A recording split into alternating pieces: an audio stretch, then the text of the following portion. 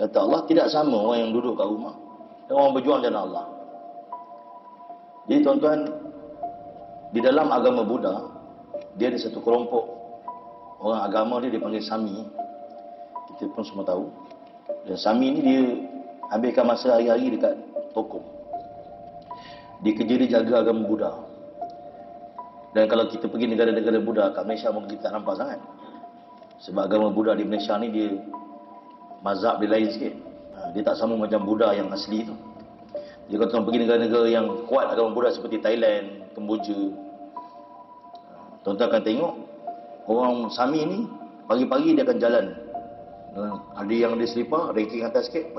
Yang ranking bawah tak ada selipar, ranking atas pakai selipar. Dia ranking juga. Tapi dia semua sama pakai ihram. Mereka ni hari-hari pakai ihram. Hidup dalam penuh mujahadah. Jadi apa dia buat? Pagi dia akan jalan kat kedai-kedai dan orang akan bagi duit kat dia. Tanpa dia minta. Dia jalan, orang bagi duit. Orang kedai-kedai Buddha ni, saya tengok, saya sambil minum pagi tu kat Kemboja masa tu tengok, oh dia bagi duit, tiap-tiap pagi. Jadi maksudnya apa tuan-tuan? Di kalangan orang Buddha, mereka ni orang yang jaga agama.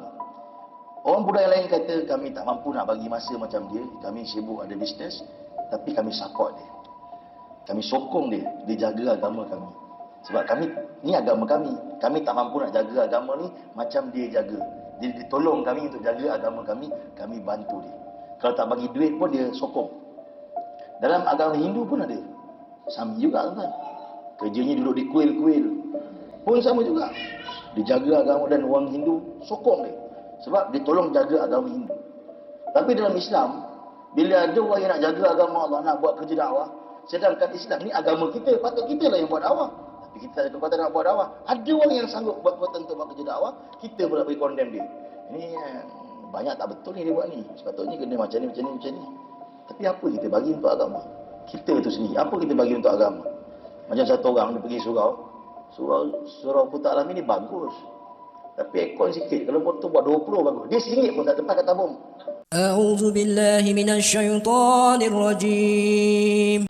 Alhamdulillah yang saya muliakan Tuan Imam, Tuan Pengerusi Raja Tuan Kuasa, para asatizah, alim ulama, pimpinan masyarakat, tuan-tuan haji, puan hajah, ayah-ayah, ibu-ibu yang dirahmati lagi dikasihi Allah Subhanahu wa taala. Pertama dan selamanya kita panjatkan syukur pada Allah kerana masih lagi Allah panjangkan usia kita dan kita berada dalam bulan Syaban, menanti hari untuk memasuki bulan Ramadan Al-Mubarak. Maka persiapan perlu kita buat, khususnya persiapan amal untuk kita dapat manfaat 100% daripada waktu-waktu yang diberikan oleh Allah dalam bulan Ramadan Al-Mubarak. Dan setiap amal yang kita buat dalam Ramadan akan digandakan oleh Allah Ta'ala, sehingga kan amal sunat diberi pahala fardu dan amal fardu diberi 70 fardu. Maka sebab itu kita perlu merancang agar tidak ada 1 jam ataupun 1 minit berlalu di dalam bulan Ramadan tahun ini, mereka semuanya kita manfaatkan untuk perkara yang mendekatkan kita kepada Allah. Baik, menyambung punya kita iaitu sahabah, memasuki kisah sahabat dan seterusnya, iaitu Hazrat Sayyidina Abdullah bin Ummi Maktum radhiyallahu taala anhu. Abdullah bin Ummi Maktum. Di zaman hayat Nabi SAW begitu ramai sahabat nama Abdullah, sehingga ulama dalam mustalah hadis menyatakan sahabat Nabi yang bernama Abdullah jumlahnya 120 orang. Sahabat Nabi yang nama Abdullah jumlahnya 120 orang. Kaedah bahasa Arab, kalau nama orang itu Abdullah, maka dibolehkan untuk terus sebut nama bin bapa dia. Kalau kita jumpa dia sebut Ibnu Abbas, maksudnya dia adalah Abdullah Ibnu Abbas. Ibnu Mas'ud, maksudnya dia adalah Abdullah Ibnu Mas'ud.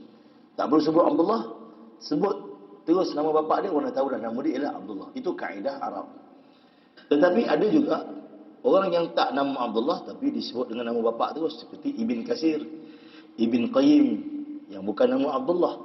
Tetapi kebiasaannya kalau sebut nama Ibnu itu ataupun orang Arab sebut Ibn Mas'ud, Ibn Abbas, itu adalah kebiasaannya, namanya ialah Abdullah.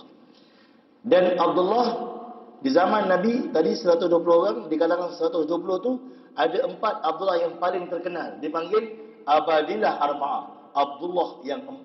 Siapa dia? Pertama Abdullah bin Abbas radhiyallahu taala anhuma. Abdullah bin Abbas dia sahabat, bapa dia juga sahabat. Maka sebab itu kita kena panggil radhiyallahu anhuma. Dan dia merupakan perawi hadis dan pakar tafsir Yang kedua, Abdullah ibn Umar radhiyallahu anhuma, juga dia sahabat, ayahnya juga sahabat, juga perawi hadis. Yang ketiga, Abdullah bin Zubair radhiyallahu anhuma, dia sahabat, ayah dia juga sahabat, perawi hadis juga. Yang keempat, Abdullah bin Amr bin Al-As radhiyallahu anhuma, dia sahabat, ayah dia juga sahabat, dan dia juga perawi hadis. Jadi empat ini dipanggil Abadilah Arba'ah, Abdullah yang paling terkenal. Nak membezakan dengan Abdullah yang lain tadi. Dan Abdullah bin Mas'ud walaupun terkenal, tak termasuk dalam Abdullah yang terkenal. Kenapa? Kerana dia ketua semua Abdullah. Dia Amir, ketua semua Abdullah.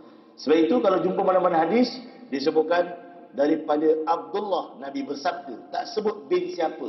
Kalau tadi kaedah Arab, bin Fulan, itu ialah nama Abdullah. Tapi yang ni kaedah hadis, disebutkan Abdullah, tak sebut pula bin siapa. Itu Ibnu Mas'ud. Kerana dia ketua bagi semua Abdullah.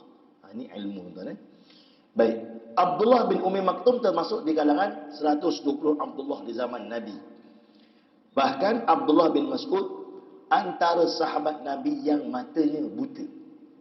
Di sini kita kena betulkan salah fahaman kita dalam menterjemahkan apa erti sahabat. Kita selalu memahami sahabat itu ialah orang yang hidup di zaman Nabi, pernah melihat wajah Nabi. Sedangkan ulama menulis apa itu sahabat? Orang yang beriman pada Allah sezaman dengan Nabi, meninggalkan beriman kerana walaupun dia beriman pada Allah sezaman dengan Nabi tapi mati murtad, tak dikira sahabat kalau ditinggalkan Islam. Begitu juga tuan-tuan, tadi kita meletakkan syarat nak jadi sahabat, pernah tengok Nabi. Tetapi ulama tidak. Ulama meletakkan syarat nak jadi sahabat. Yang keempat syaratnya ialah pernah ada ma'iyatul Rasul, kebersamaan dengan Nabi. Sama ada pernah bersama Nabi dalam dakwah, pernah keluar dakwah dengan Nabi, ataupun dalam ta'lim, pernah duduk majlis ta'lim ataupun kuliah Nabi, ataupun pernah pergi qital, jihad, pergi perang dengan Nabi. Salah satu daripada tiga ataupun tiga-tiga sekali pernah bersama Nabi, baru dikira sahabat. Maka kalau ini syarat sahabat, Abdullah bin Maktum layak jadi sahabat. Kalau sahabat kita letak syarat macam kita letak, pernah tengok Nabi, bukan kata Umi Maktum, ramai lagi sahabat tak pernah tengok Nabi. Amr bin Al-As dalam riwayat yang sahih ditanya, macam mana muka Nabi? Kata Amr bin Al-As, dulu masa zaman jahiliah, akulah orang paling kuat lawan Muhammad. Setelah masuk Islam, aku tak pernah angkat muka depan Nabi. Bila depan Nabi je aku akan tunduk. Maka kalau kau tanya macam mana muka Nabi, aku tak boleh cerita sebab aku tak pernah tengok. Depan Nabi je bukan tunduk. Aku tak pernah tengok muka Nabi macam tu. Ini kata Amr bin Al-As. Jadi kalau kita letakkan syarat nak tengok, nak jadi sahabat, tengok Nabi, Umi Maktum gugur. Sebab dia matanya buta. Jadi sebab itu kita kena jelas dalam memahami erti siapakah dia sahabat. Baik. Siapakah orang yang telah menyebabkan wahyu Allah Ta'ala turun menceritakan tentang seorang buta, yakni Umi Maktum? Siapakah gerangannya yang telah menyebabkan malaikat turun membawa wahyu kepada Rasulullah SAW? Dialah Abdullah bin Umi Maktum, muazin Rasulullah SAW. Abdullah bin Maktum ni dia di antara muazin di zaman hayat Nabi SAW. Baik, tuan-tuan dirahmati lagi dikasihi Allah Subhanahu Wa Taala. Abdullah bin Umi Maktum radhiyallahu taala anhu ni merupakan antara sahabat Nabi yang mana terawal masuk Islam. Dia termasuk dalam kalangan as-sabiqun al-awwalin. As-sabiqun al-awwalin ini ada 40 orang sahabat yang terawal beriman kepada Allah di tangan Nabi, dan sebagian besar mereka pernah belajar dengan Nabi di rumah Arqam bin Abi Arqam radhiyallahu taala anhu. Dan dia termasuk di kalangan muazin di zaman hayat Nabi SAW. Muazin di zaman Nabi ni tuan-tuan, ada pendapat sebut 5 orang dan ada pendapat menyebutkan adalah 4 orang. Baik. Siapa yang pertama? Bilal bin Rabah. Sudah pastilah. Sebab itu orang panggil tukang bank sebagai Pak Bilal. Sebab Bilal ialah muazin yang pertama di zaman hayat Nabi SAW. Yang kedua ialah Abdullah bin Umi Maktum. Dia merupakan muazin juga di Masjid Nabi. Sebab itu perlu kita tahu bahawa di Masjid Nabawi ada 6 kali akan dilakukan azan. Pertama, azan subuh. Kedua, azan zuhur. Ketiga, azan asar. Keempat, azan maghrib. 5, azan isyak. Keenam, azan sebelum subuh. Azan 1 jam sebelum subuh. Dipanggil, dalam kaedah fiqh kita ada fajar sidik dan fajar kazib. Kan kalau kita belajar dalam fiqh, terbitnya fajar sidik, kita katakan fajar yang sidik, tu subuh. Dia satu fajar lagi dipanggil fajar kazib, dia macam satu kilat naik ke langit, itu sejam sebelum. Ataupun lebih tepat lagi mudah nak faham, waktu tahajud. Waktu tahajud lah, penghujung waktu tahajud tu. Baik, jadi 6 kali azan Abdullah bin Ummi Maktum azan 1 daripada 6 dan 5 kali Bilal. Dan Bilal azan bila tuan-tuan? Bilal azan bermula bila? Zuhur, asar, maghrib, isyak dan sebelum subuh. Itu Bilal azan. Adapun subuh, Abdullah bin Ummi Maktum yang melaungkan azan. Sebab itu Umar dalam kata, kami akan terus bersahur walaupun dengan Bilal azan. Sehinggalah kami mendengar Abdullah bin Ummi Maktum azan, kami berhenti sahur. Masya Allah. Nak bagi tahu, Abdullah bin Ummi Maktum melaungkan azan subuh, kata ulama. Baik. Yang ketiga seperti itu Abu Mahzurah. Abu Mahzurah ni adalah sahabat Nabi SAW yang telah melaungkan azan di Mekah. Adapun yang Abdullah bin Ummi Maktum dan Bilal tadi melaungkan azan di bumi Madinah. Dan dialah sahabat pertama yang menggunakan kaedah jarjir, iaitu kaedah ulangan. Mungkin tuan-tuan biasa dengar, ada setengah Bilal, dia sebelum azan dia akan buat macam percubaan. Kalau tuan-tuan pernah dengar lah, ada setengah Bilal kampung, Allahu Akbar, Allahu Akbar, Allahu Akbar, Allahu Akbar, Allahu Akbar, Allahu Akbar, Allahu Akbar, Allahu Akbar, asyhadu an la ilaha illallah. Tuan-tuan pernah dengar? Itu ialah amalan Abu Mahzurah. Abu Mahzurah ni suara dia sedap. Masya Allah. Dan dia menjadi muazzin ketika mana Nabi telah membuka Mekah, Fatah Mekah. Ketika hari Fatah Mekah, dia ni jadi muazzin di sana. Kemudian Sa'ad Al-Qaraz, dia adalah muazzin Masjid Quba. Kerana Masjid Quba, masjid pertama dalam Islam, maka sudah pasti ada imam yang khusus di sana, dan juga ada Bilal yang khusus di sana sehingga ke hari ini. Syekh Al-Maghamisi, kalau di Quba tu, masih dijaga polis macam mana Imam Masjidil Haram dijaga polis, macam mana Imam Masjid Nabawi dijaga polis, begitulah Imam Masjid Quba, Syekh Al-Maghamisi dijaga sama sekarang. Maksudnya apa? Kedudukan Masjid Quba tu tetap hingga hari ini. Kedudukannya begitu mulia, diberi penghormatan kerana Masjid Quba adalah masjid keempat terbesar dalam Islam dari sudut ganjaran. Masjidil Haram 1,000 kali ganda, Masjid Nabawi 1,000, riwayat yang dhaif kata 70,000, Masjid Aqsa 5,000, kan? Ada riwayat yang lain kata 500. Masjid Quba, siapa yang datang Masjid Quba, man tatahhara, siapa yang ambil wudu, summa ata Masjid Quba, dan datang Masjid Quba, dan kemudian disemayang, maka dapat pahala 1 umrah. Itu darjat Masjid Quba, nombor 4 ranking dalam masjid-masjid di dunia. Kemudian masjid-masjid yang lain di sekitar Mekah, Madinah yang pernah didatangi Nabi itu ada kedudukan, ada kerohanian. Sebab itu kalau ada orang kata masjid dekat lain ni, Kiblatin ni tak payah pergi pun tak apa, dia sama je. Macam masjid kat Malaysia, sama je. Tidak. Kerana di situ pernah turunnya wahyu, tempat turunnya wahyu, keberkatan dan kerohanian dia takkan hilang sampai kiamat. Itu kita kena faham. Dan tempat itu adalah merupakan athar, tempat peninggalan sejarah Nabi kita Nabi Muhammad SAW. Baik. Dan kemudian ada pendapat lain juga menyebutkan Ziyad bin Haris radhiyallahu anhu yang merupakan orang yang pernah azan di hadapan Nabi SAW. Cuma dia pernah azan beberapa kali. Dia bukan muazzin tetap. Seperti 4 orang tadi. Yang 4 orang tadi muazzin tetap. Abu Mahzurah ni muazzin di Masjidil Haram. Adapun Sa'ad Al-Qaraz ialah muazzin di Masjid Quba. Baik. Abdullah bin Ummi Maktum salah seorang daripada muazzin Masjid Nabi. Abdullah bin Ummi Maktum ni ialah orang Mekah. Jadi dia juga orang Quraisy. Dia mempunyai ikatan kekeluargaan dengan Nabi SAW, dan dia juga ada hubungan kekeluargaan dengan Ummul Mukminin Sayyidatina Khadijah binti Khuwailid radhiyallahu taala anha. Bapanya Qais bin Zaidah dan ibunya Atikah binti Abdullah. Ibunya bergelar Ummi Maktum kerana melahirkan anaknya Abdullah dalam keadaan buta. Abdullah bin Ummi Maktum menyaksikan terbitnya cahaya Islam di Mekah. Allah melapangkan dadanya untuk beriman. Dia termasuk di kalangan orang yang terawal masuk Islam. Dalam ayat itu sahabat, ada satu petikan kata-kata Abdullah bin Ummi Maktum. Dia kata, sesungguhnya aku antara orang yang terawal, dan dia menjangkakan dia orang yang keempat masuk Islam. Sebab orang yang keempat ni, serentak yang keempat ni ramai. Jadi dia juga boleh mengatakan dia nombor 4 juga masuk Islam, insya-Allah. Setelah sahabat-sahabat yang lain. Sebagai orang Islam yang awal, jadi as-sabiqun al-awwalin. Abdullah turut menanggung segala macam susah payah ketika di Mekah. Kehidupan mereka ketika itu penuh dengan pengorbanan, keteguhan hati dan kecekalan dan bayaran tebusan. Dia turut menanggung derita siksaan Quraisy sebagaimana didertai oleh para sahabat yang lain. Dia merasai berbagai macam tindakan kekerasan dan kebengisan kaum Quraisy ketika itu. Namun semua itu tidak melemahkan keazamannya. Dia tidak pernah tewas dan tidak pernah lemah imannya. Bahkan semua ujian itu membuatkan dia lebih teguh berpegang pada ajaran Islam dan bertaut hatinya kepada kitabullah. Dia semakin rajin mempelajari ilmu Islam, syariat Islam, dan sering mendatangi majlis Rasulullah SAW. Jadi di rumah Arqam bin Abi Arqam radhiyallahu ta'ala anhu. Jadi tuan-tuan, lihatlah bagaimana sahabat, walaupun mata dia buta, tetapi kata ulama, tidak pernah menggoyahkan dia untuk balik tinggalkan Islam, patah balik pergi agama yang lama, disiksa siang dan malam. Ini teguhnya iman sahabat. Sebab itu sahabat mengatakan, ta'allamal iman thumma ta'allamal Quran. Kami adalah orang yang belajar iman dulu. Belajar iman, keyakinan mereka betul pada Allah, baru kami belajar Quran. Ini sahabat.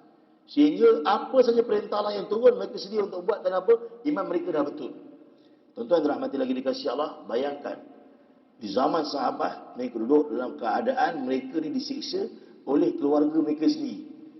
Macam contoh, kita sebelum ni duduk satu taman, tiba-tiba Islam datang, mereka masuk Islam, orang yang taman dia tadi tu, jiran dia, kawan dia, pak long dia, pak ngah dia, pukul dia. Ini keadaan yang berlaku kepada orang Quraisy ketika itu. Tetapi teguhnya iman mereka tidak sikit pun menyebabkan mereka tinggalkan Islam. Dan pada masa pemulakan dakwah awal Islam, Nabi SAW sering kali bertemu dengan pemimpin Quraisy untuk berdialog dengan mereka, untuk mendakwahi mereka. Dan Nabi sangat mengharapkan mereka datang pada Islam. Itu cita-cita Nabi, untuk bawa setiap umat ini kepada Islam. Pada suatu hari, baginda sedang menemui Utbah bin Rabi'ah. Utbah bin Rabi'ah ni siapa? Orang yang tua di kalangan Quraisy. Dan dia ialah ayah Hindun, yang merupakan isteri kepada Abu Sufyan. Utbah ni bapa mertua Abu Sufyan.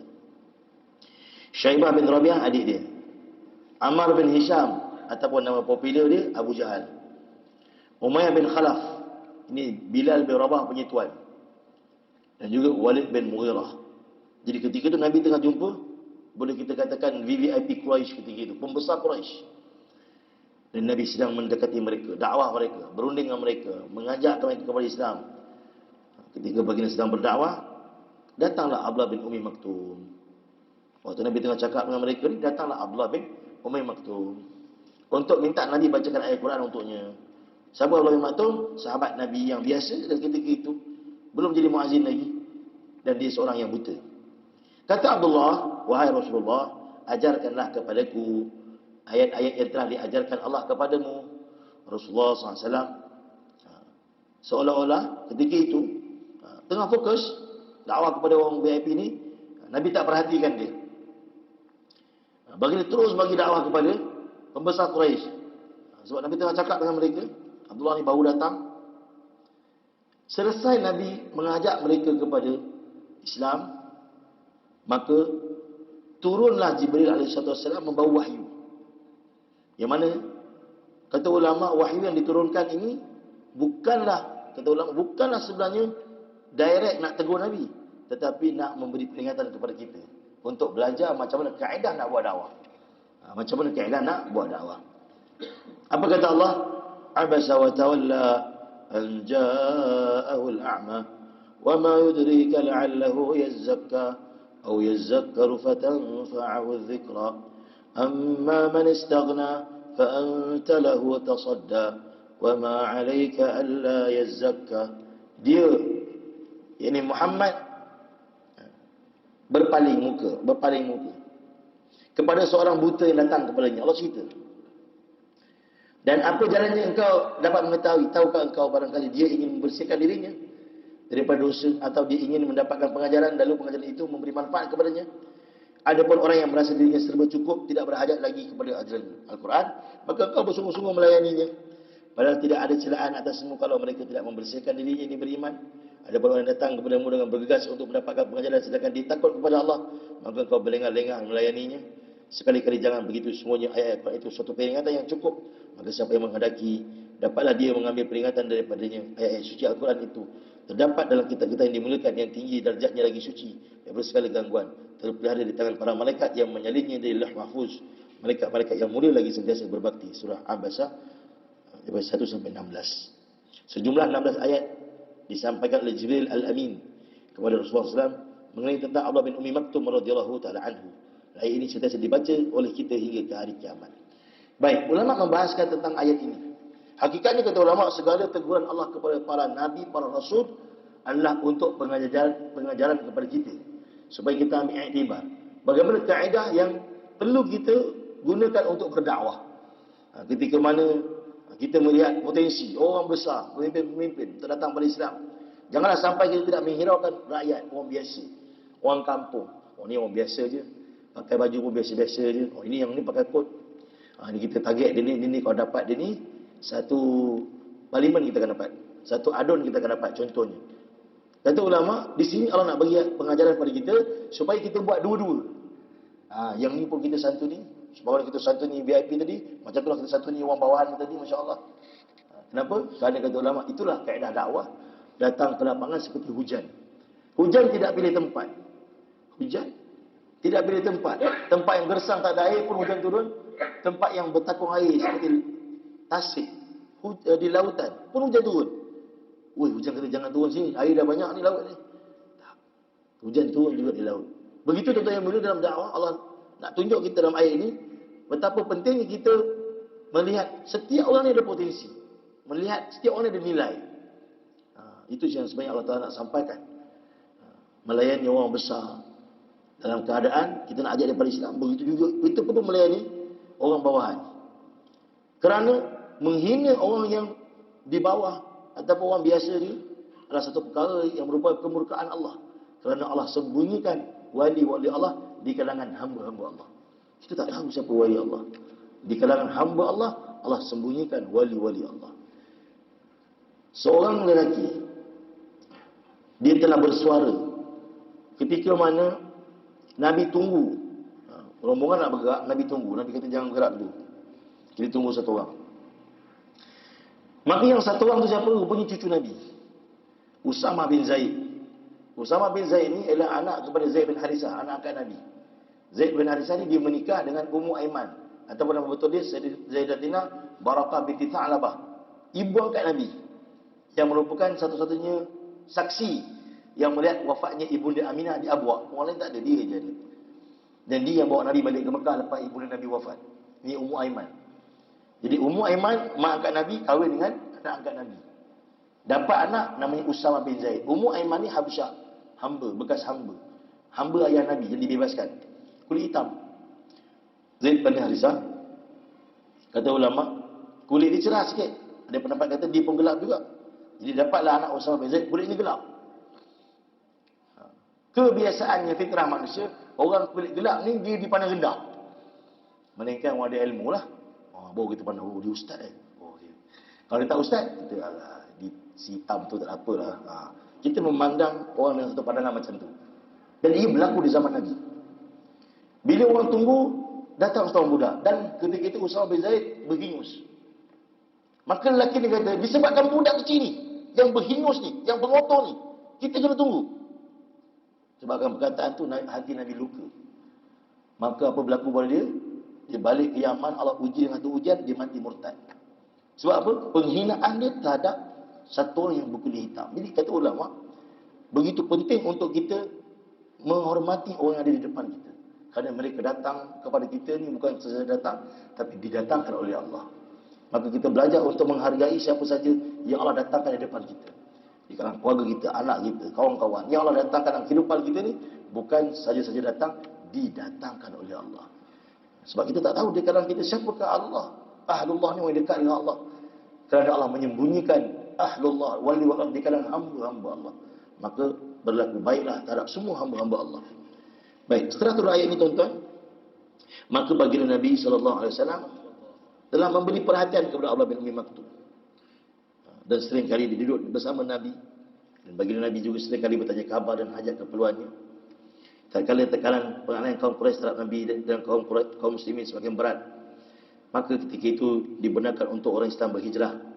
Maka Abdullah bin Ummi Maktum juga antara yang terawal berhijrah setelah Mus'ab bin Umair. Mus'ab bin Umair orang pertama yang hijrah ke Madinah. Dia hijrah pada 1 Muharram. Orang kedua Abdullah bin Ummi Maktum. Tuan-tuan bayang, dia satu orang buta.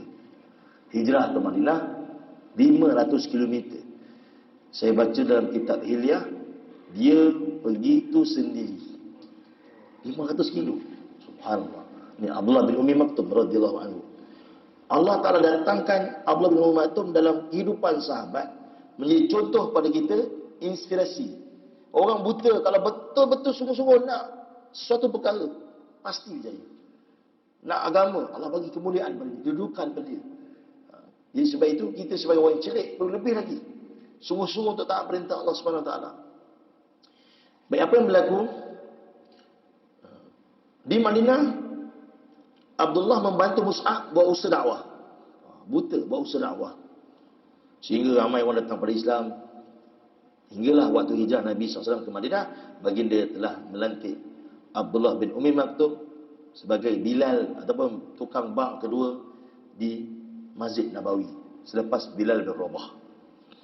Mereka berdualah melakukan kalimah tauhid, mengajak orang ke rumah Allah. Dan ada juga waktu yang mana Abdullah bin Ummi Maktum melakukan azan, Bilal akan iqamah. Yang qomat Bilal. Dia bukan syarat, tuan-tuan, orang tu azan, orang tu kena iqamah. Kadang setengah masyarakat kita rasa benda tu wajib. Awak azan tadi kan? Awak kena qomat.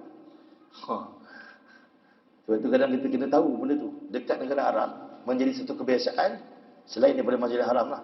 Selain daripada Masjid Nabawi, Masjidil Haram ataupun masjid-masjid besar di Jeddah tu, masjid-masjid kampung biasa ni, dialah Bilal, dialah imam. Biasa benda tu. Ada setengah orang, dia tak confident kalau orang imam. Tak apalah, biar saya lah imam. Dia azan, dia qomat, dia imam. Dia tapau semua. Tok Syak dia bagi orang. Sebab berat sikit kalau Syak ni kena vacuum. Itu biasa kat tempat Arab. Biasa. Dan orang Arab ni tuan-tuan, kalau di Saudi tempat kami belajar tu, dia sangat sensitif buat mikrofon. Mikrofon dia, tak jumpalah mikrofon yang pegang ada karen. Kat Malaysia tuan-tuan, pernah kita ceramah. Okey, set mikrofon ni tak boleh letak pin dia hilang, usah pegang lah. Tengah ceramah ada karen. Terkejut. Nak bunuh ustaz ke apa. Ada kan dia macam spark gitu. Oh, dahsyat. Tapi di Saudi tu kan, mikrofon dia memang sangat jaga. Kami pernah sembahyang dekat ladang kambing. Kampung Badui. Pernah lama ladang kambing. Yang datang sembahyang tu semua Badui. Bau kambing lah. Jadi dia tengok, ada 2 orang je yang pakai jubah elok. Masa tu kami belajar Madinah. Nak pergi cari kambing, nak buat akikah. Dia kata, Fadal, awak imam lah, kita awak baju elok. Kami ni pengembala kotor. Kita buka mak dia, ya Allah, kampung macam nak roboh. Tapi mikrofon grade A punya. Mikrofon ni saya cakap, ini kalau suara tak sedap pun sedap. Suara tak sedap pun sedap. Orang Arab dia sensitif buat mikrofon. Dan dia tak ada mikrofon macam ni. Mikrofon dia tak ada pakai macam ni. Dia suka yang lama. Dia letak atas tu, bawah satu. Tu masjid kampung pun ada macam tu. Dan dia betul-betul kekalkan sunnah tu lah. Solat dekat dalam mihrab. Jadi suara akan dipantulkan ke belakang. Itu kaedah mihrab tu sebenarnya ialah kaedah mikrofon zaman dulu untuk memantulkan suara. Sebab itu kalau tuan-tuan pergi di Turki, masjid dia besar-besar. Sistem suara dia tu, dipantulkan suara tu menyebabkan satu masjid dia bergema suara, masya-Allah. Itu sistem mikrofon. Dulu tak ada mikrofon, macam mikrofon lah zaman dulu punya. Baik, jadi ni sahabat Nabi SAW. Pada bulan Ramadan mereka berdua mempunyai tugas yang lain. Kaum muslimin bersahur dengan mendengar laungan azan daripada mereka dan berhenti bersahur dengan dengar azan daripada mereka. Ketika mana tadi saya sebut, Omar kata, kami tidak akan berhenti sahur selagi dengar Bilal azan. Dan ada sahabat Nabi pula dengar Bilal azan, sahur. Sebab sahur ni yang terbaik di akhir waktu malam. Dan kami akan berhenti sahur bila dengar Abdullah bin Ummi Maktum azan. Maksudnya itu waktu subuh dah masuk. Ini berlaku di zaman Nabi. Baik, sebagai memulihkan Abdullah bin Ummi Maktum, Rasulullah SAW mengangkatnya menjadi ketua di Madinah. Dia bukan saja orang buta, bukan saja pernah buat usaha dakwah di Madinah bersama Mus'ab bin Umair masa pemulihan Islam, bukan saja pernah jadi muazzin di Masjid Nabawi, bahkan pernah berlaku satu peperangan di mana orang Madinah semua kena keluar daripada Madinah. Dia ditugaskan untuk jaga Madinah, jadi pemangku Nabi. Dan dia menjadi imam di Masjid Nabawi ketika mana sahabat Nabi yang lain diputuskan untuk pergi perang. Jadi ini bukan carang-carang sahabat. Contoh sahabat yang mana kalau kita kata saya ni tak boleh dah Ustaz, saya lutut sakit contoh, tak boleh pergi subuh. Waktu lain boleh, subuh je tak boleh. Itu bukan lutut sakit sebenarnya, mata ada masalah. Mata ada masalah, gangguan. Jadi tuan-tuan, sahabat Nabi ni, Masya Allah, Abdullah bin Maktum ni, sedangkan mata dia buta, selalu kita dengar kisah dia, dia buat apa? Daripada rumah dia nak pergi ke masjid, diikat tali untuk mempercepat lagi perjalanan dia. Ni Abdullah bin Umi Maktum. Hati dia cerah. Orang buta biasa macam tu. Mata kita sebab banyak tengok Korea, tengok drama.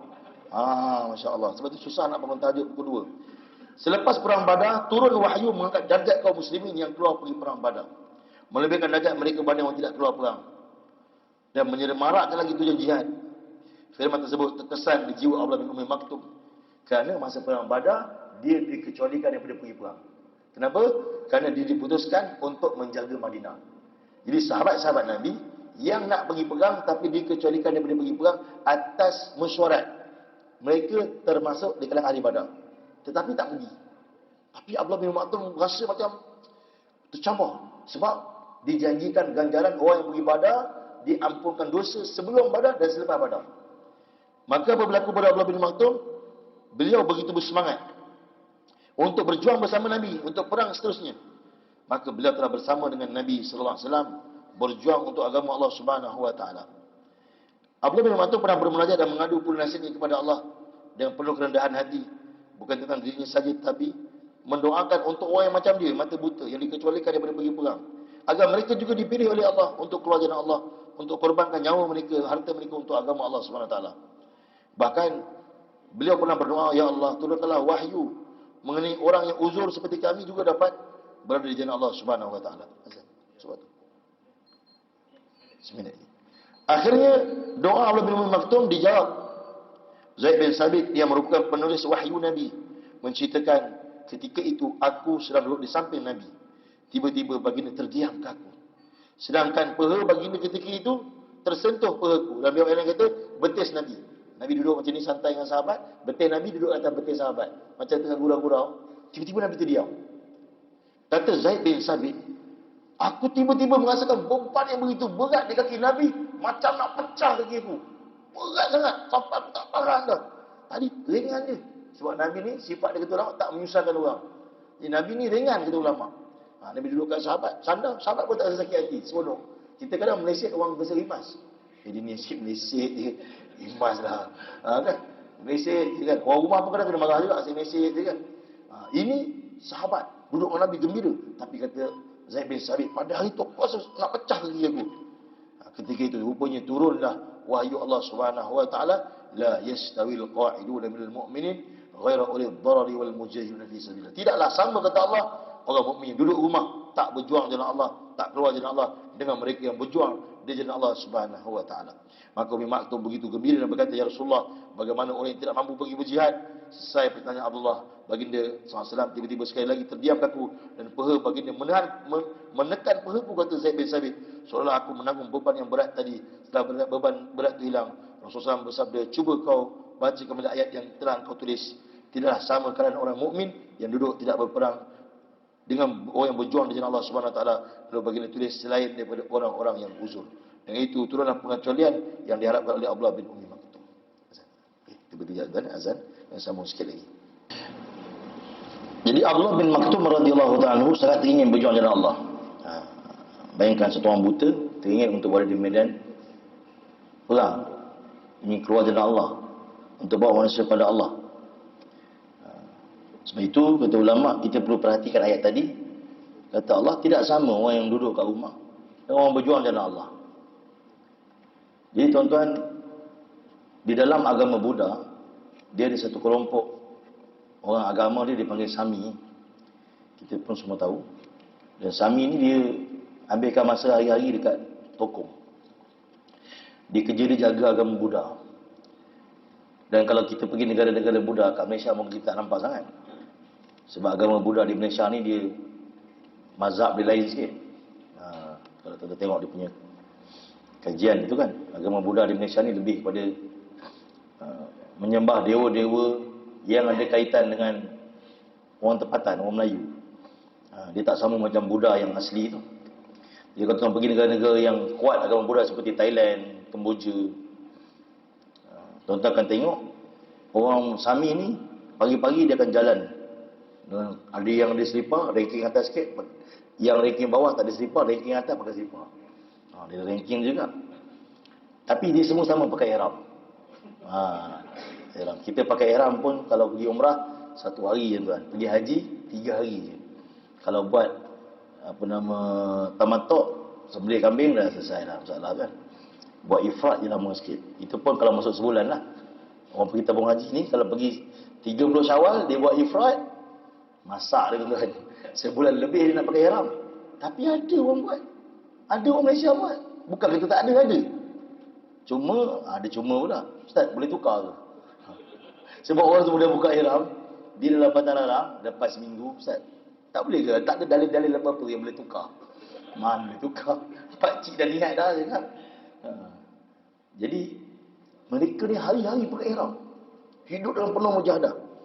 Jadi apa dia buat? Pagi dia akan jalan kat kedai-kedai dan orang akan bagi duit ke dia. Tanpa dia minta. Dia jalan, orang bagi duit. Orang kedai-kedai Buddha ni, saya tengok, saya sambil minum pagi tu kat Kemboja masa tu tengok, dia bagi duit. Tiap-tiap pagi. Jadi maksudnya apa tuan-tuan? Di kalangan orang Buddha, mereka ni orang yang jaga agama. Orang Buddha yang lain kata, kami tak mampu nak bagi masa macam dia, kami sibuk ada bisnes, tapi kami support dia. Kami sokong dia, dia jaga agama kami. Sebab kami, ni agama kami. Kami tak mampu nak jaga agama ni macam dia jaga. Dia tolong kami untuk jaga agama kami, kami bantu dia. Kalau tak bagi duit pun dia sokong. Dalam agama Hindu pun ada. Sami juga tuan. Kerjanya duduk di kuil-kuil. Pun sama juga. Dia jaga agama dan orang Hindu sokong dia. Sebab dia tolong jaga agama Hindu. Tapi dalam Islam, bila ada orang yang nak jaga agama Allah, nak buat kerja dakwah, sedangkan Islam ni agama kita, patut kita lah yang buat dakwah. Tapi kita tak ada kekuatan nak buat dakwah. Ada orang yang sanggup buat kekuatan untuk buat kerja dakwah, kita pula pergi condemn dia. Ini banyak tak betul ni dia buat ni. Sepatutnya kena macam ni, macam ni, macam ni. Tapi apa kita bagi untuk agama? Kita tu sendiri, apa kita bagi untuk agama? Macam satu orang dia pergi surau Putak Alam ni bagus. Tapi aircon sikit, kalau botol buat 20 bagus. Dia RM1 pun tak lepas kat tabung. Kurang-kurang kalau lepas 20,000, sedap juga dia nak komplain. Dia RM1 pun tak nak lepas kat tabung surau. Ni tuan-tuan, penyakit kita. Kita tak mampu nak buat, kita jangan komen. Benda yang kita tak mampu nak buat. Patut kita sokong. Hari ni kita tak mampu nak buat, kita pergi komen pula. Kita pergi condemn pula. Ni tak betul ni, patutnya macam ni tak betul. Apa kita bagi untuk agama? Ni Allah bagi tahu, la yastawil qaidun, tak sama dengan orang duduk. Dengan orang berjuang jalan Allah, bawa manusia baru, tak sama Allah kata. Takkan sama. Maka sebab itu kita kena menghargai orang yang berjuang jalan Allah Subhanahu Wa Taala. Jadi tuan-tuan, pada tahun 14 Hijrah, waktu itu zaman Umar radhiyallahu anhu. Jadi Abu bin Maktum ni dia hidup zaman sahabat, zaman Abu Bakar dia hidup, zaman Umar pun dia hidup. Tetapi dia pernah ada peristiwa dengan Umar. Dia pernah ada tragedi dengan Umar. Jangan dia nak kena pukul dengan Umar. Dia ada kisah dia. Di mana Abdullah bin Maktum pernah bukan ditipu lah. Ada seorang budak ni dia suka bergurau. Jadi Abdullah bin Maktum dia nak pergi tandas. Budak ni kata tak apa. Pakcik saya tolong pakcik. Budak ni. Zaman sahabat. Ada juga budak yang suka bergurau. Apa yang berlaku? Dia bawa Umi Maktum pergi satu tempat. Dia kata pakcik dah sampai dah tempat untuk buang air. Pakcik dah boleh buang air kat sini. Umi Maktum pun duduk. Baru nak selak kain. Sahabat tegur. Umi Maktum kau buat apa ni? Dia kata ini kan tandas. Aku nak buang air. Umi Maktum engkau ada di tengah pasar Madinah. Tengah-tengah pasar. Budak tu mainkan dia. Dia kata budak ni kenakan aku ni. Aku dapat budak ni siap dia. Bila Umi Maktum dah siap buang air, nak semayang Zuhur, Umi Maktum duduk dalam saf. Sahabat dia masuk sebelum azan. Tunggu kan. Tengah tunggu dalam saf, budak tu datang lagi. Tapi dia buat suara lain pula. Pakcik, tadi dengar kau kena pemain kan. Ada budak letak kau kat pasar untuk buang air kecil. Betul dia kata. Kau betul nak cari budak tu? Aku memang kau dapat. Memang ketuk dalam tongkat tu. Pakcik, mungkin kau tak tahu. Budak tu dekat depan kau.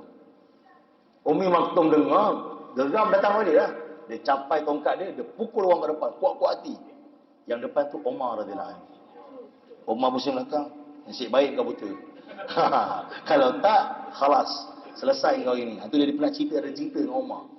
Jadi Umi Maktum zaman Umar radhiyallahu anhu, Umar telah hantar satu jemaah, satu ketumbukan tentera untuk perang Qadisiyah, pembukaan Parsi. Perang Qadisiyah ni tuan-tuan, pembukaan Parsi. Lawan siapa? Rostam. Dia adalah panglima besar Parsi, pengikut dia ada 70,000 orang. Jadi Abdullah bin Umi Maktum termasuk dalam rombongan ni, dan amir jemaah, ketua rombongan jemaah ialah Sayyidina Sa'ad bin Abi Waqqas radhiyallahu ta'ala anhu. Dan waktu tu Umar tak pergi, sebab Umar ada urusan di Madinah. Masya-Allah. Jadi apa yang berlaku? Umi Maktum telah berjuang di jalan Allah SWT di Qadisiyah, berjuang bersungguh-sungguh kata ulama, sehingga dia terkorban di jalan Allah Subhanahu wa taala. Bahkan kata ulama, apabila sampai di Qadisiyah, apabila Umi Maktum tadi telah memakai baju besi dan kelengkapan yang lengkap, bahkan dia sedia kalau dipilih untuk pegang panji Islam. Biasa yang orang pegang panji ni itu yang pertama meninggal. Dia sedia untuk pegang panji Islam.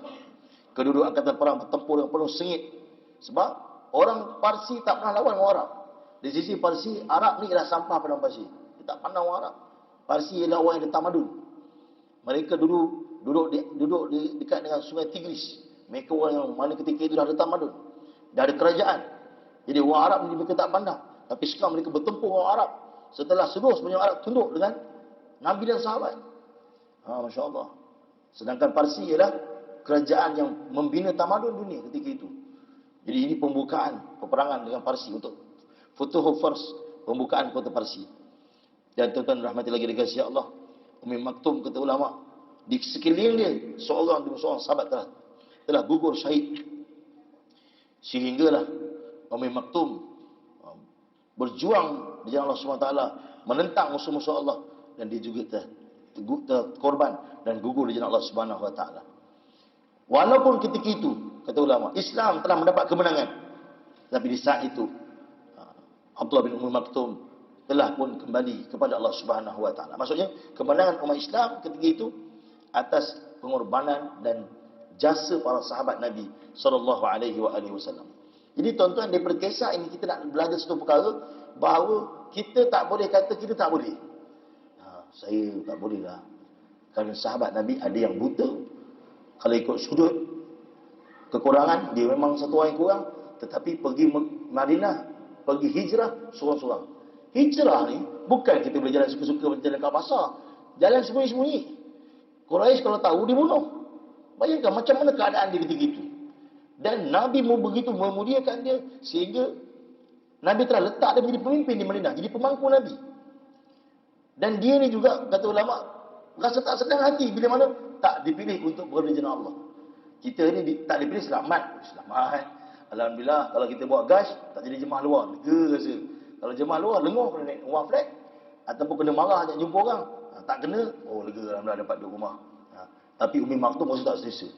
Sebab apa? Sebab dia faham nilai di sisi Allah Ta'ala tak sama, kata Allah, orang yang duduk dengan orang yang berjuang jalan Allah. Sehingga dia tak sediakan diri, dia berjuang jalan Allah. Bahkan dia telah gugur ketika peperangan Qadisiyah, pembukaan kota Parsi ketika itu. Jadi tuan-tuan, maksudnya bukan satu penghalang untuk orang buta berjuang jalan Allah. Di zaman kita tuan-tuan, Allah SWT beri kemuliaan, bukan saja orang buta, bahkan zaman kita, orang yang mana tak ada di zaman sahabat, ada di zaman kita. Siapa dia? Orang yang bisu yang peka. Di zaman sahabat ada sahabat yang buta. Bukan Umi Maktum je, ada Itban bin Malik, beberapa orang sahabat yang buta. Tetapi tak ada zaman sahabat orang yang bisu dan peka. Di zaman kita ada orang bisu dan peka. Dan Alhamdulillah, antara perkara yang ajaib di Malaysia ni, ada jemaah bisu dan peka yang buat dakwah. Bisu, peka buat dakwah. Kita keluar dakwah di pulau tinggi di Mersing. Ada satu pakcik memang terkenal kat pulau tu, kerja dia halau jemaah. Kita buat gas petang tu, bawa jemaah bisu dan peka.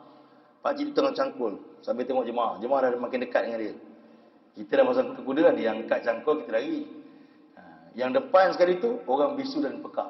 Sebelah dia kawan kita, penterjemah bahasa isyarat. Assalamualaikum pakcik. Dia pegang cangkul. Ya, Waalaikumsalam. Nak apa? Ni kawan saya, nama dia Azri. Dia bisu nak cakap dengan pakcik. Terlepas cangkul. Dia bisu nak cakap dengan saya. Macam mana nak cakap? Saya terjemah di bahasa isyarat.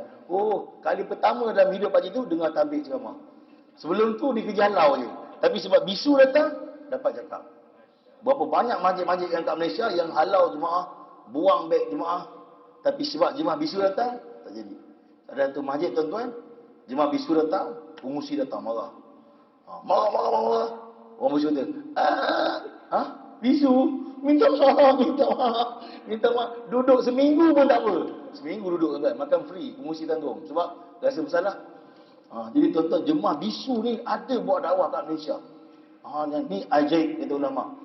Antara benda yang tak ada di zaman sahabat, ada di zaman kita, iaitu jemaah bisu. Kenapa jemaah bisu ni dikeluarkan? Setelah kajian dibuat oleh pengkaji bisu daripada Pakistan. Mereka buat kajian, mereka ni orang Islam, mereka buat kajian, orang bisu di Malaysia, orang bisu dan pekak di Malaysia, akidahnya rosak. Kita orang yang awam, kita orang biasa ni, sebab kita tak ada keluarga bisu dan pekak, bahkan kita tak ada spesialis bahagian tu, maka kita rasa bisu ni tak sembahyang pun tak apa. Sedangkan bisu juga mukallaf, kerana dia cuma bisu dan pekak, otak dia sihat. Otak dia sihat. Dia tak terlepas daripada tanggungjawab. Jadi bila pengkaji daripada Pakistan tu datang Malaysia, dia bergerak daripada Perlis sampai Johor Bahru, dia dapati bahawa akidah orang bisu dan pekak di Malaysia rosak, kerana orang bisu dan pekak di Malaysia memahami suatu perkara dengan melihat. Jadi dia tengok ada bapa, ada mak, ada hamba agung, ada gambar pemain suri dekat sekolah. Jadi bila tengok frame Allah Muhammad, dia faham Allah lelaki, Muhammad perempuan.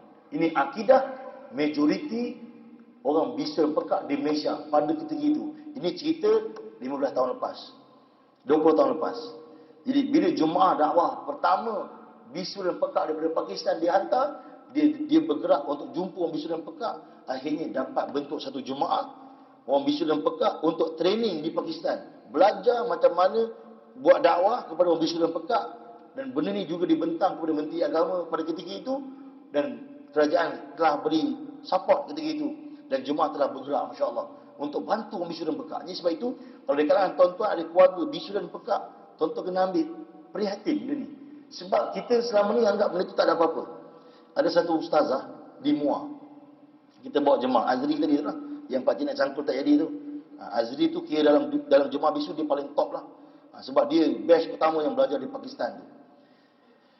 Mereka ni bukan saja diajar cara dakwah kepada bisu, bahkan akan diajar untuk sebut Allah dan Muhammad. Bisu mana boleh cakap.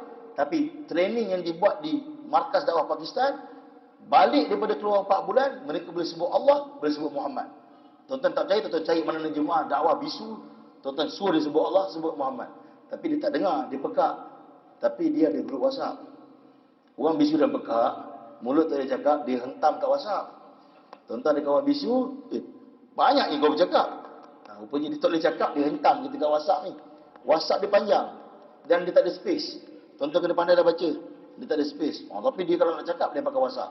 Jadi cakap dengan dia, sebut Allah. Dia boleh sebut Allah. Dia ada training dia untuk sebut Allah. Jadi kita pergi kat Muar, ada seorang ustazah. Dia kata nak buat apa jumpa anak saya. Kita nak jumpa anak ustazah sebab kita dapat laporan daripada orang tempatan yang dekat kampung ni tak ada orang bisu, tapi ada seorang. Jadi anak ustazah kita nak pergi ziarah. Tak payah, saya ustazah, saya tahulah ajar anak saya. Anak saya okey, dia kata. Tak apalah, ustazah panggil dulu dia. Nak tahu okey tak okey, panggil dulu. Ustazah pandai bahasa isyarat kan? Pandai. Sebab dia ajar anak dia bahasa isyarat. Kawan tu pun buat bahasa isyarat. Siapa dia Allah, siapa Muhammad. Tu je kunci dia. Dia pun kata, Allah lelaki, Muhammad perempuan. Menangis ustazah tu. Allah, dia kata. Saya tak tahu pun benda ni. Itulah ustazah. Kita kena tahu ni benda ni. Penting ni. Sebab anak kita ni, dia ni mukallaf. Dia akal dia elok. Jadi, bergerak ni jemaah bisu dan jemaah pekat dan bisu ni tuan-tuan, sebagai satu rahmat dekat tanah air kita. Kerana ini adalah golongan yang tak ada di zaman sahabat, tapi ada di zaman kita. Jadi tuan-tuan di Seri Petaling, Majlis Seri Petaling, kalau macam sekarang di istimak dakwah ataupun malam Sabtu macam ni, di perhimpunan, dia akan ada satu corner khas untuk terjemah bisu. Jadi tuan-tuan tengoklah, dia buat bahasa isyarat dia untuk terjemah bisu. Sekarang dengan kuliah subuh macam nak tidur dah mengantuk, tak faham kan bisu tu, tak faham juga, tapi tak mengantuk. Sebab tangan dia bergerak-gerak, kita pun seronok tengok. Kan? Jadi kita tak faham tadi kuliah subuh, dia tinggi sangat ceramah, tak faham. Dia tinggi sangat ni, pakai kita hikam kot. Tinggi sangat, tak faham. Kita pun duduk kat situ, dia buat macam tu kan. Kita pun seronok, tak mengantuk lah. Kurang-kurang kita tak tidur. Masya Allah. Jadi tuan-tuan, di sini Petaling ada dan beberapa tempat lagi banyak mana bergeraknya orang bisu dan pekak ni untuk masuk dakwah Allah. Maksudnya apa? Kalau kita yang boleh bercakap tak nak buat dakwah, Allah boleh pilih orang bisu buat dakwah. Allah boleh pilih orang buta zaman Nabi buat dakwah. Kalau kita tak nak buat dakwah, nak main YouTube je, nak main TikTok je, Allah pergi orang bisu buat dakwah. Maka sebab itu tuan, kita ambillah peluang ni untuk kita buat persiapan untuk kehidupan akhirat kita dan sama-sama kita ajak orang pada Allah. Wallahu a'lam. Moga Allah terima semua. Saya mohon maaf sepanjang perkongsian saya terkasar bahasa saya tuan berbicara dan mengambil masa tuan-tuan. Allah terima semua. Assalamualaikum warahmatullahi wabarakatuh.